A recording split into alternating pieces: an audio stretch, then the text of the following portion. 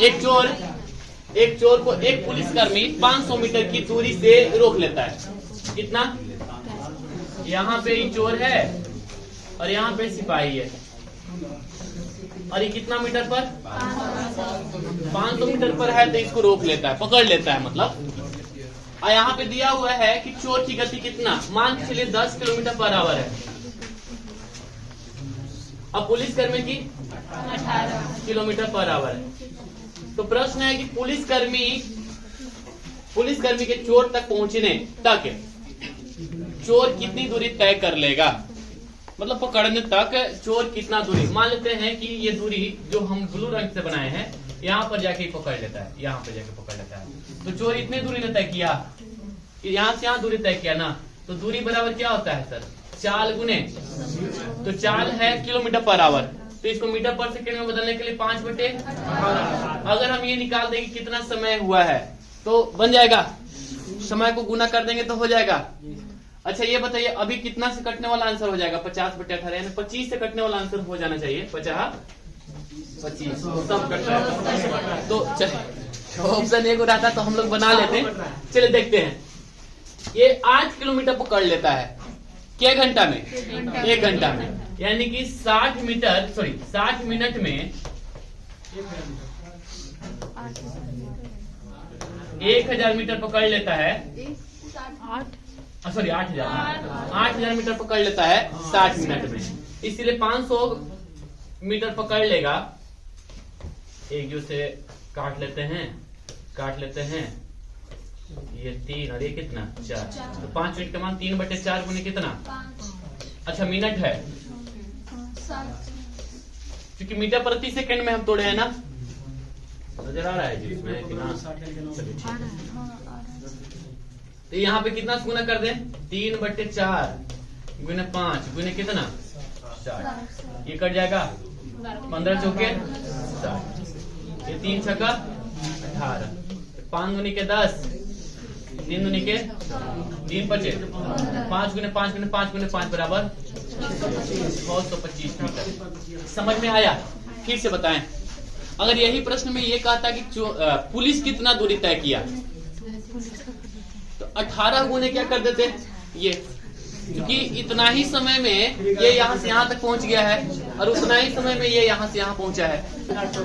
ए और बी के बीच की दूरी आपसे पूछ रहा है। 24/45 है ना, 30 किलोमीटर पर आवर और 48 किलोमीटर पर आवर की गति से कर रहा है कि नहीं? ए से बी शहर तक यात्रा करती है एक कार, यात्रा के लिए दूसरी कार की तुलना में 3 घंटा कम समय लेता है। तो प्रश्न है कि ए और बी शहर के बीच की दूरी कितनी होगी? वही होगी जो 30 से भी कट जाए और 48 से। देख लेते हैं, 288 काटते हैं तो नहीं छोड़ देते हैं, पहले कटने वाला चेक कर लेंगे। नहीं, चलिए इसको कितना समय लगेगा? तो 240 बटे कितना 30 अगर करेंगे तो 8 घंटा लगेगा, और 240 बटे कितना 48 करेंगे तो 5 घंटा, 5 है ना। तो कितना घंटे का अंतर हुआ? 3 घंटे का, तो आंसर हो गया 3 घंटा। तो ये हुआ हीट एंड ट्रायल से बना लेना। चलिए मेथड से बनाने के लिए सीखते हैं।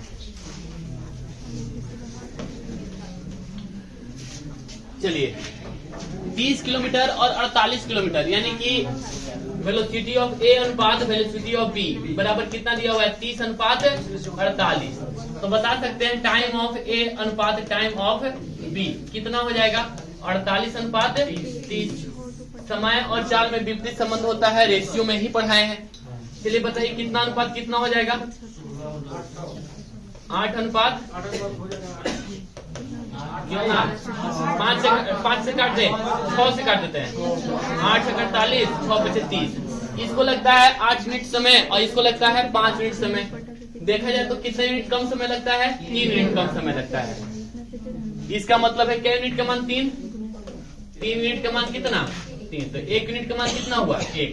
इसका मतलब ये हुआ ए और बी के बीच की दूरी ने पूछ रहा है, तो दूरी बराबर क्या निकालते हैं? 4 गुने समय।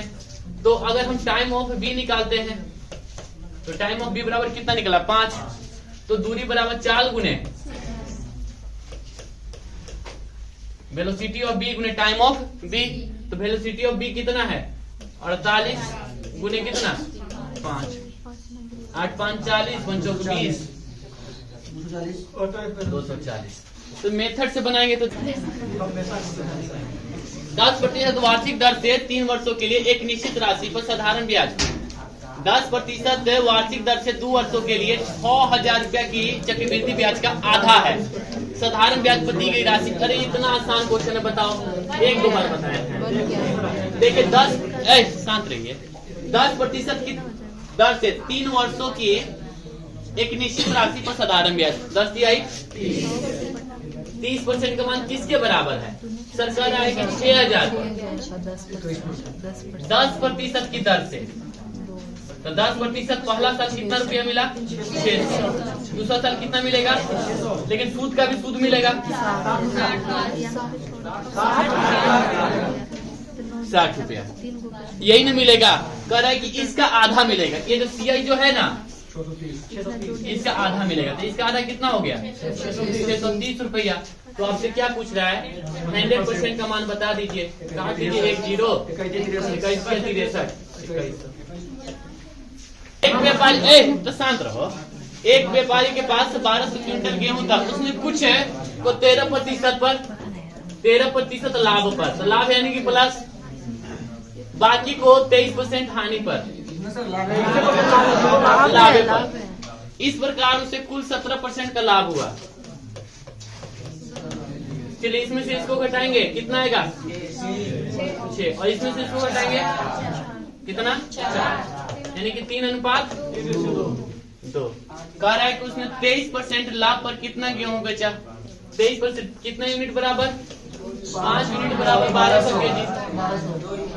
1 यूनिट का मान 40। तो कितना का मान पूछ रहा है? 23%, 2 यूनिट, 24 दूनी 48।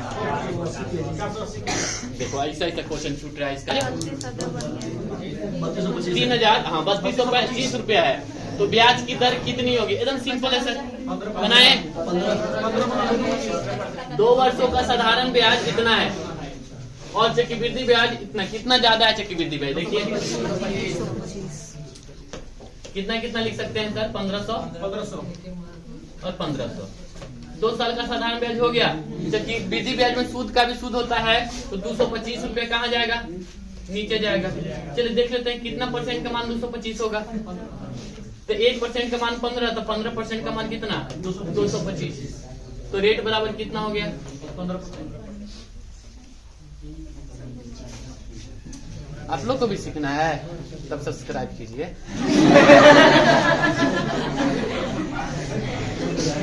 बाद में वीडियो लेके आएंगे।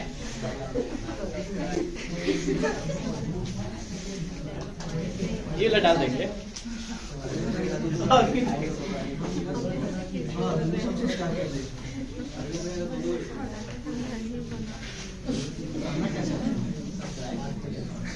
अच्छा देखो ये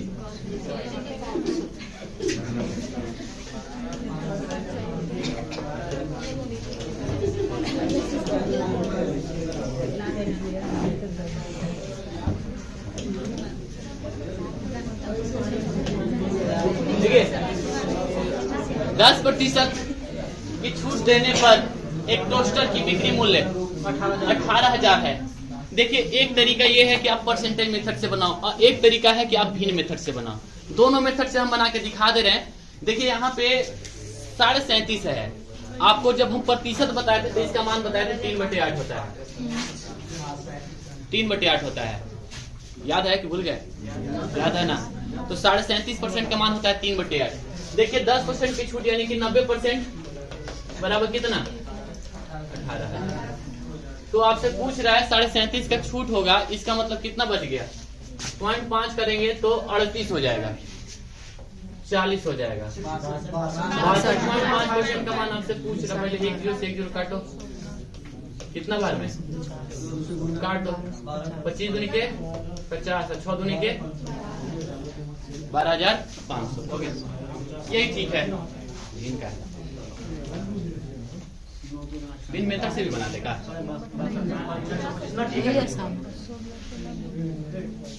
देखो 9/10 और ये कितना हो जाएगा? 5/8। क्यों का 5/8 क्लियर है ना? चलिए ये कितना होगा 4 और ये कितना होगा 5, ये कितना हो जाएगा 9 चौक 36 और ये कितना हो गया 25। अब 36 यूनिट का मान दिया हुआ है कितना 18,000, तो 25 यूनिट का मान कितना हो जाएगा, क्या गुना देखिए 12,500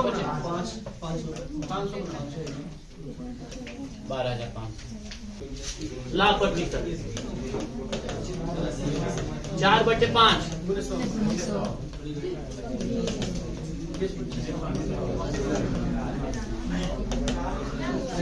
क्लियर कीजिए सब। हाँ जी, दोनों आंसर आया था, पूरा क्लियर करते हैं। क्लियर कीजिए। हाँ जी, 9 रोलेक्स घड़ी को बेचता है तो 4 रोलेक्स घड़ी के विक्रय मूल्य के बराबर लाभ होता है ना। तो लाभ बराबर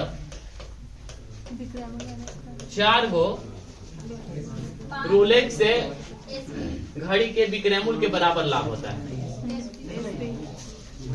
ठीक है ना। कितना की खरीद बिक्री पर होता है 9, तो 9 के खरीद बिक्री ना, 9 के खरीद बिक्री पर 9 के खरीद बिक्री पर ऐसा होता है। तो 5 एसपी माइनस सीपी ये ना लाभ होता है बराबर 4 एसपी। तो ये कितना हो जाएगा 9 एसपी माइनस 9 सीपी बराबर 4 एसपी। एक तरफ कर ले क्या, इसको एक तरफ कर लेंगे तो कितना हो जाएगा 5 एसपी बराबर 9 सीपी। तो एसपी और सीपी का अनुपात बताइए, 9 अनुपात कितना 5। तो लाभ का प्रतिशत कितना होगा 4 का कितना में 5।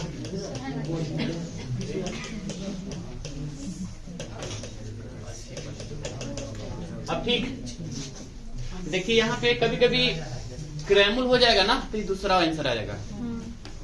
इसीलिए जब भी आप बनाए तो 4/5 करके कभी मत बनाना, गलती आंसर हो सकता है।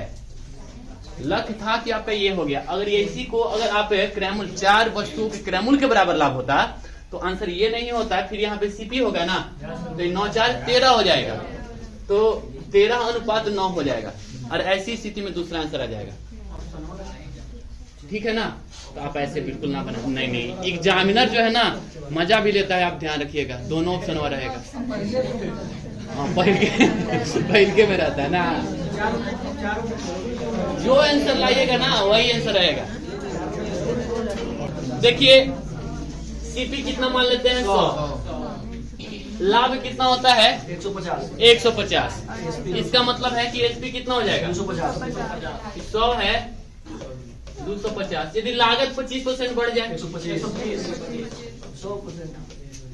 इसके लाभ का मार्जिन कितना का मार्जिन हो गया देखिए था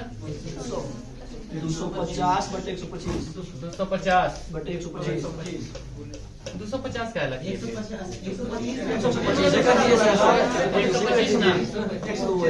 125 आसान तो था ही। 20 घड़ी को बेचकर 4 घड़ी के बिक्री के बराबर लाभ होता है, यानी कि लाभ बराबर कितना 4 घड़ी के विक्रय मूल्य के बराबर ना। तो याद वाला अभी वाला याद है तो ठीक है उसे बना सकते हैं, नहीं तो हम तो कहें कि 2 मिनट ऐसे कर ही लो। 20 है एसपी माइनस 20 सीपी बराबर 4 एसपी। एक तरफ कर लें 16 एसपी बराबर 20 सीपी, ये 4 है ये 5, तो एसपी अनुपात सीपी बराबर कितना 5/4। इसीलिए प्रतिशत प्रॉफिट